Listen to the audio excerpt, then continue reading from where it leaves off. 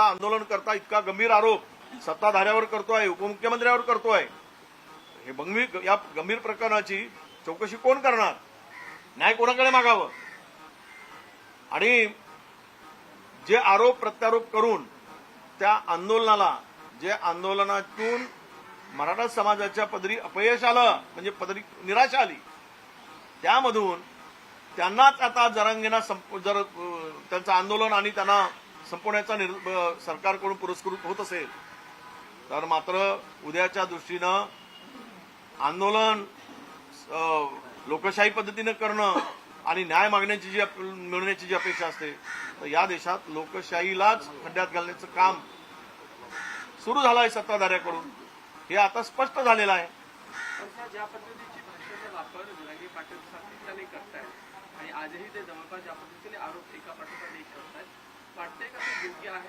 जर तुम्ही म्हणत असाल की ओबीसी आणि मराठामध्ये भांडण लावण्याचं काम आपण बघितलं, पण त्याचबरोबर तुम्ही छगन भुजबळांच्या पाठीशी उभे राहिले आहात. नाही, हे बघा, आता जरांगे काय म्हणतायत मी तर फार काय ऐकलं नाही, कारण मी त्यांचं ऐकणं सोडून दिलं, त्यामुळं मी काय फार काय ऐकत नाही. आम्हाला हे त्यांच्या विरुद्ध जे काही बोलणारे होते, दुसरा एक गट उभा केला पर्याय, हे आंदोलन मराठ्याच्या हक्कासाठी लढणारा आंदोलनाचा बिमोड करायसाठीच झालेला हा प्रयत्न आहे. कदाचित त्यांचा उद्रेक जो आहे तो त्यांच्या विरुद्ध जी काही माणसं उभी केली, पेरली गेली आणि ते आंदोलन मोडीत करायसाठी काय चाललंय सरकारचं, आणि त्यांचीही बदनामी करायचं काम चाललं आहे, तर त्यामधून एकामेकाच्या आरोपातून कदाचित हे सत्य बाहेर येईल, सत्य येणार, आणि यातून ज्या पद्धतीनं यांचे वक्तव्य येत आहेत हे आत्ताच्या महायुती सरकारला खड्ड्यात घालणारच आहे, ते खड्ड्यात जातील. उद्याचं अधिवेशन आहे तर त्यामध्ये तुम्ही हे प्रश्न उपस्थित करणार, कारण ते जर सागर बंगल्यावर येत असतील असं त्यांचं म्हणणं आहे. आम्ही वाशीमध्ये झालेलं आंदोलन बघितलंय, पूर्ण चक्काजाम जवळपास त्यांनी केला होता आणि ही भाषा ते 24 तारखेपासून करतायत. सरकार म्हणून त्यांचं समाधान करावं, हे सरकारचं काम आहे, आमचं काम थोडी आहे. सीएमनी बंददार काय चर्चा केली, आता देवेंद्रजीवर त्यांचा आरोप असेल, सीएम साहेबांवर आरोप असेल, तर त्यांनी त्याचं समाधान करावं की हे वस्तुस्थिती सांगावी की तुम्ही काही चुकीचं करताय, चुकीचं बोलताय, त्याला आधार नाही. कोण करायला जाणार? तुम्हीच हे सगळं उभं केलंय, तुम्हाला ते भोगावं लागणार. लोकांना फसवत राहिलं 5 महिने, मराठा समाजाला वेठी धरलात 5 महिने. त्यावेळेस पहिल्याच वेळेस का आंदोलन तुम्हाला आज जे करता आलं ते त्यावेळेस का नाही करता आलं? तुमच्या घरातले माणसं पाठवत होता त्यांच्याकडे, शासकीय वकील यंत्रणा कामाला लावली होती. हे जरांगे होते जे वाशीमध्ये गुन्हा उधळत ते परत गेले होते, की आम्हाला जे मिळालंय त्या समाधानी होते. मग असं मध्ये काय झालंय? एकीकडे 10% आता त्यामध्ये मी अधिक बोलणार नाही, ते सीएम साहेबांनाच विचारलं पाहिजे. तो JR काढला होता किंवा ऑडियन्स काढला होता, तो का बदलला गेला? तुमच्याकडे प्रश्न विचारायला एक प्लॅटफॉर्म आहे. नाही, आम्ही कोणाला आम्ही विचारू ना, हाऊसमध्ये आम्ही हाऊसमध्ये विचारू. पण एक लक्षात तुम्ही आणलं पाहिजे, बंददार चर्चा आम्ही होतो काय? सरकार होतं ना, त्यांना काय आश्वासन दिलं त्यामुळे त्यांनी गुलाल उधळला. मग जे काही बंदद्वार चर्चेमध्ये ठरलं होतं त्याची पूर्तता करा, हे जरांगेंची मागणी आहे. चुकलं काय? पण महाराष्ट्र वेठीस धरला जातोय. जरांगे पाटील जर सागर बंगल्यावर मी येतोय, माझा बळी घ्या अशा पद्धतीची वक्तव्य करत असतील आणि त्यांचा उद्रेक का होतो आहे हे त्यांना माहीत आणि सरकारला माहीत. तुम्ही खोटं बोलून फसवून दिशाभूल कराल, ते सत्य बाहेर येतं. आता याच्यातून कोणाची फसवाफसवी झाली, सरकारने त्यांची केली की त्यांनी सरकारची केली, हे येणाऱ्या दिवसात दिसेल. आज विरोधी पक्ष ने टी पार्टी का बहिष्कार किया है, क्या प्रमुख मुद्दे थे, क्यों नहीं जा रहे? नहीं, देखिए ये राज्य जो चला रहे हैं त्रिकूट सरकार, तीन लोग मिलाकर, 3 पक्ष मिलाकर, ये तो दो तो बेईमानी है और एक ईमानदार, ऐसे नहीं कहेंगे, वो बेईमानों के साथीदार है. ये तीनों मिलाकर जो सरकार चलाई है, क्या कानून से सरकार चल रही है? यहाँ तो किसान रोज सुसाइड कर रहा है, यहाँ पे किसान के उपज को दर नहीं मिल रहा है, MSP का रेट नहीं मिल रहा है, या गुंडों का राज चल रहा है, गुंडे खुलेआम घूम रहे हैं. इसको सरकार का पूरा आशीर्वाद मिला हुआ है, वो खुलेआम मंत्रालय में जा रहे हैं, रील निकाल रहे हैं, रोज खून होते जा रहे हैं, पुलिस स्टेशन में जाके पिस्तौल चलाई जा रही है, वो भी रूलिंग पार्टी का MLA करता है. ये क्या चल रहा है?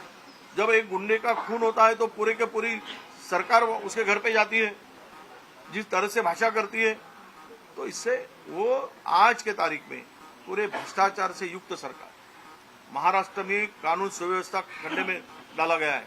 किसानों के सुसाइड का प्रकरण इतना बढ़ चुका है कि किसानों के उपज को दाम नहीं मिल रहा है, बेरोजगारी परम सीमा पर है, पेपर रोज लीकेज हो रहे हैं।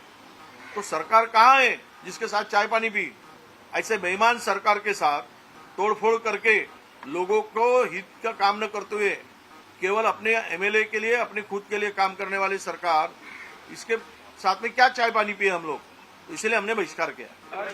मनोज जरंगे पाटिल ने जिस तरीके से सर, मनोज जरांगे पाटिल का आंदोलन जिस तरीके से महाराष्ट्र में चल रहा है, वो अगर ये भाषा कर रहे हैं कि मैं सागर बंगले पे आ रहा हूँ, जो हमने बीते दिनों में देखा, वाशी आते आते पूरा चक्का जाम कर दिया था, और इस तरह गंभीर आरोप फडणवीस पे कर रहे हैं, बतौर विरोधी पक्ष नेता आप क्या कहेंगे सारे बात? नहीं, जब हमारे ऊपर भी आरोप हो रहे थे तब तो किसी ने बात नहीं की। हमने यही कहा था कि उनको ओबीसी से आरक्षण नहीं देना चाहिए।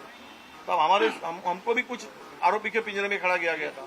अब वो क्यों उनका फडणवीस जी के ऊपर गुस्सा है, ये मैं कैसे बताऊंगा?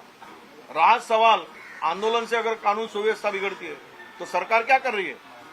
उनको सरकार क्या हाथ में हाथ बांधे बैठे रहेगी? सरकार का काम है, और सरकार का काम किसी का आंदोलन को गोली चलाकर खत्म करना नहीं है, चर्चा से उस आंदोलन को समाप्त करना है।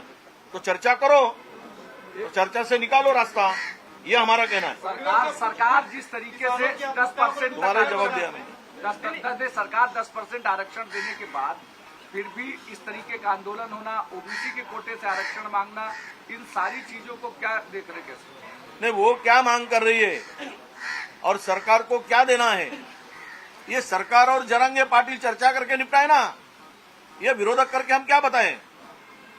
ये हमारा थोड़ी है। हमने तो स्पष्ट रूप से कहा था ओबीसी से नहीं देना, आज हम फर्म हैं, उनको मराठा समाज को देने के लिए किसी का विरोध नहीं। ये भी हमारी भूमिका स्पष्ट है। तो हमने तो हमारी भूमिका तय किया है।